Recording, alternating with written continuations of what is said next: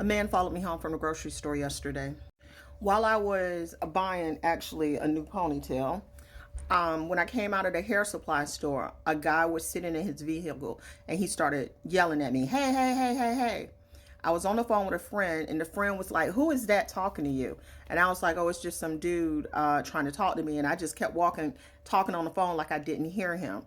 I went into Food Lion. I went into the Chinese restaurant and picked up my food.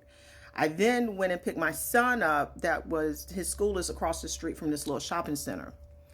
When I left from picking my son up, we live very close to where his school is. When I pulled into my neighborhood, I noticed that the dude had followed me home. Now, I live in a very small kind of neighborhood. It's all dead ends, pretty much. We know who's supposed to be there, but I recognized his vehicle. So when I pulled in, my street is a dead end street.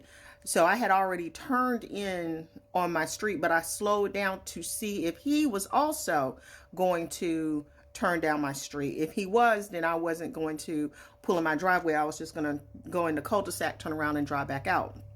But he was driving slow and he drove past my street. So I went ahead down to the cul-de-sac and waited a few minutes. My son and my pew-pew was in my car with me though. So I told my son, if this guy comes up to me, just be ready.